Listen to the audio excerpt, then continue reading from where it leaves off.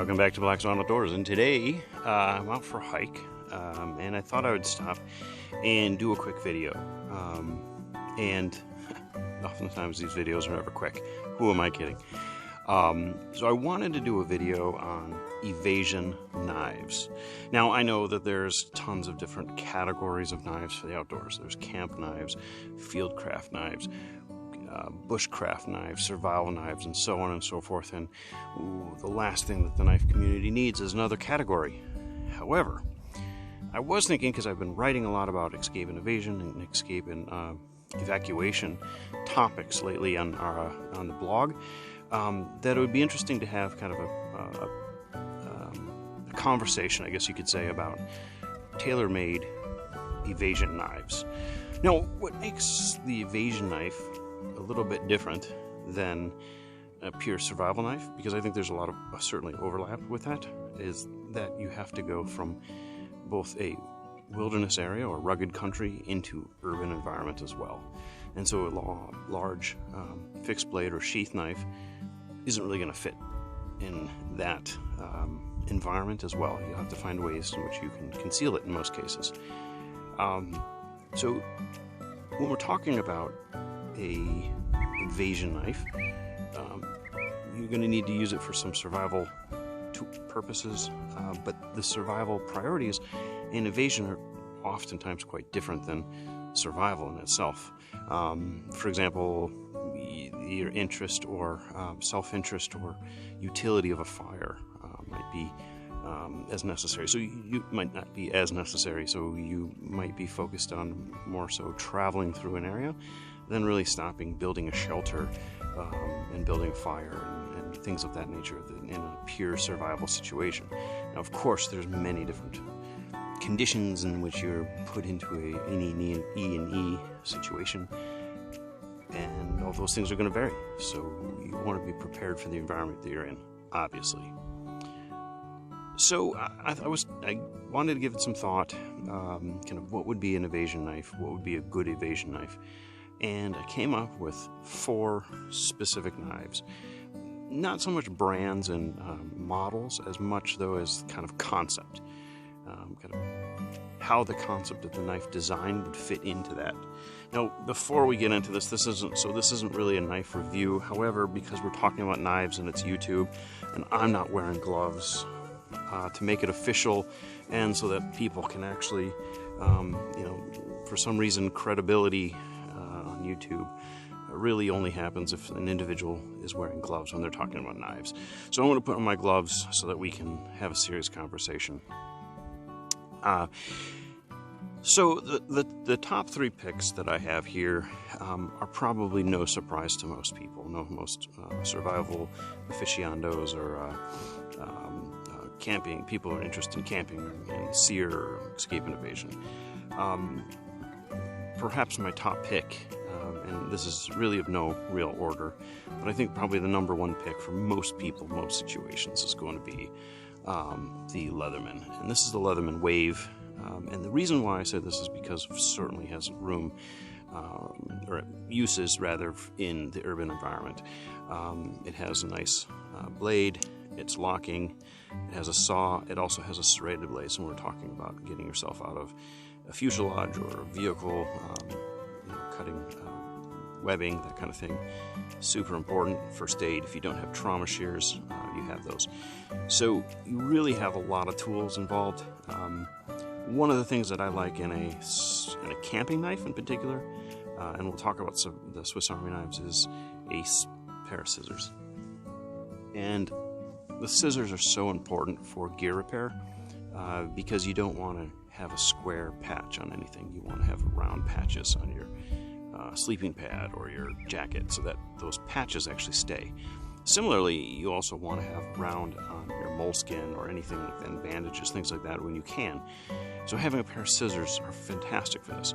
The other thing about scissors is that, and this goes into leave no trace camping, is that you can actually cut a packaging, and so you're not cutting the entire top off of a package, you're cutting part of that package so that you're not creating micro garbage that can easily fall into the ground. Now, from a camping perspective and leave no trace perspective, that's important. And so We want to preserve the environment that we're in. Now, in an escape and evasion situation, this is equally as important.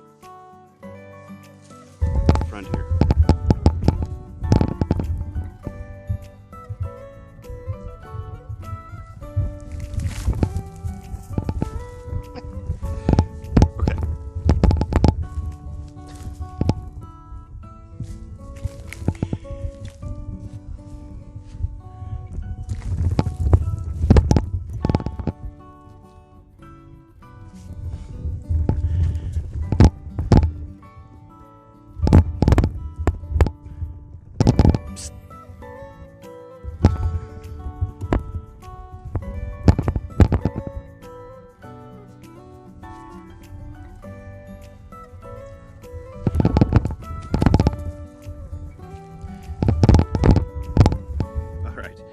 So, equally as important in an evasion situation is you don't want to leave garbage behind. You don't want to leave traces of your presence.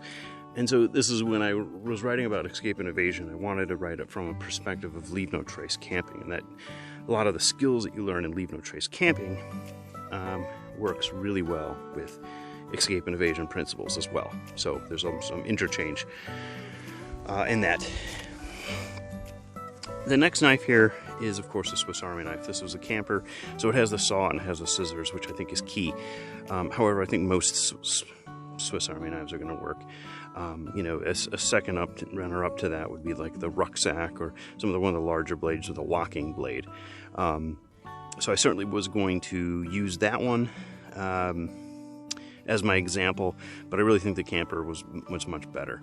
The camper and the rucksack to me is more of what I would call a pack pocket knife. A little larger than a knife that I would kind of everyday carry or I would carry in my pocket all the time. Certainly, obviously, I would carry it, and I do carry them in my pocket, but it's a little bit larger for kind of the regular carry, just because it's so a little bulkier, a little heavier. So I would say that it's better suited in a backpack, and it's going to be carried that way. But that's just my personal preference. Certainly, other people are going to want to carry, might want to carry the knife. And the same goes really with the Leatherman as well. I often don't carry this as much. For bigger, bulkier knives, generally heavier knives, it's a little more comfortable to carry than a pouch on your belt anyway. So to each their own. So the camper really is a phenomenal knife. It has lots of functionality. Again, both for that urban and the rural environment, and it just kind of crosses that divide so well, and it's literally just so small that you could put it in your pocket and you're always going to have it. Now, when people say the knife that you have is your survival knife, I hate that phrase because it's not terribly helpful, but in this case it is kind of true. The knife that you have is the knife that you're going to rely on, and a knife that you're going to have with you every day, all the time, as much as possible, is probably going to be that knife. Am I going to be carrying my LMF2 all the time? No, I will not be, but could I have this? Absolutely. This topic kind of is a good segue into fixed or folding blades, particularly the tactical folding blade variety. So there could be lots of arguments about what kind of clearly defines a tactical folder, but they certainly have their place. And they came about as kind of a augmentation, if you will, from like the Buck 110, as I kind of, the way I like to describe it. In that the Buck 110 a hunter was able to carry a knife that was sized appropriately for hunting game, that wasn't very big and bulky, made it a little bit more convenient and a little bit easier on them as they're walking through the woods. And so that was really kind of an extension of folding blades into the out of doors, because up to that point you really didn't have too many folding blades that you could really rely on, from a safety perspective, from a mechanical failure perspective. The tactical blades are often, I think, not really viewed upon as part of an escape and evasion knife. And I think that really kind of comes down to the heart and soul of what they are. It's a utility knife, no doubt, first and foremost, but it's also a knife that you could really rely on. And so when I'm talking about these knives today, I thought there would be no better knife to represent this conversation than the Almar Sear 2000. Certainly kind of the earliest of the tactical blades. There were earlier knives that were considered to be tactical knives. The Almar certainly was the first. It just was a little bit larger than kind of what we think of as a classical tactical knife. And that's a lot of times in other YouTube videos and reviews that people kind of miss, is that the Almar has evolved during its time, and it's gotten smaller. Its construction has been a little bit different. Scales have changed. And I think that evolution, to me, has always been forward and to the better. Certainly there were marketing decisions that were made in order to make it more appealing and competitive to, say, other knives like Zero Tolerance or even Buck knives or Emerson knives or some of the other that are kind of in that realm. And I think the Sear 2000 is kind of always in that area. It's a well-constructed knife. It's a great survival knife as well as a defensive knife as well as kind of utility knife. It kind of does it all. Now there might be some people that scoff at the fact that it's a liner lock and not a back lock. And I would say that that's probably true, that liner locks aren't as robust. But my argument would be that not many of those liner locks are built cheaper and with cheaper steel. And when you have a better fit and finish in steel, as this does with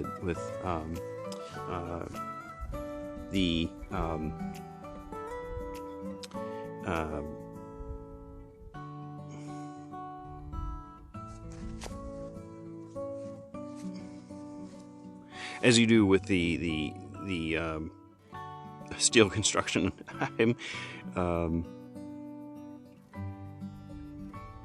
I'm drawing a blank. I also just draw a blank that the knife has. Then you would, you have kind of a better quality knife and something that you can truly rely on. So for the Sear 2000 has this swedge cut out of it. It's a spear shape locking blade. It has 2 thumb screws on here so that you can get it open ambidextrous if you lost the use of one arm, so you were injured. It's got the double finger guards, so it's not going to slip. My concern with safety, or my concern with survival knives in particular, is safety. The knife that's built around safety, to me, is going to be the more useful of the knives, because in a survival situation, you're going to be cold, you're going to be hungry, you're going to be stressed, there's going to be anxiety, and you really want a knife that you're going to rely on, that's going to be safe to use in those conditions. And so there are many other types of field knives and survival knives out there that I don't think are as quite as safe in that kind of extreme situation, emotional and physical conditions that you might potentially be in. So these are my top 3 knives, as I said. These are the knives that I would rely on. These are the knives that I would recommend. And these are the knives that I think would kind of reign on most people's lists, top lists. Certainly, I would love to hear your comments down below on what you would pick and any points that I had missed in this video about these particular knives. The wild card, however, that I'm going to throw out there for conversation is the Fox Karambit. Now, I know most people are going to think this is purely a defensive blade. This is purely one that maybe stays within the urban environment, stays within martial arts and whatnot. However, I'm going to push back a little bit on that, and I'm going to say form fix function. And the knife came out of the agricultural environment. The design came out of agriculture, as many martial arts weapons had. They started out in the fields and were used by peasants, farmers, for defense. And the martial arts kind of went around the tools that was available to the individuals. And so the motion here of cutting, right, for grasses, things like that, is extremely beneficial. And so when you look at field knives, forging knives rather, for mushrooms, they all have the hawkbill blade. When you look at pruning knives, they all have the hawkbill blade. So that hawkbill certainly has many applications, I think, that are applicable to the outdoors.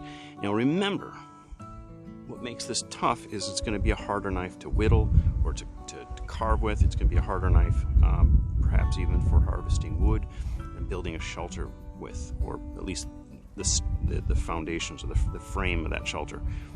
But for collecting grasses, for insulation or for water, for light,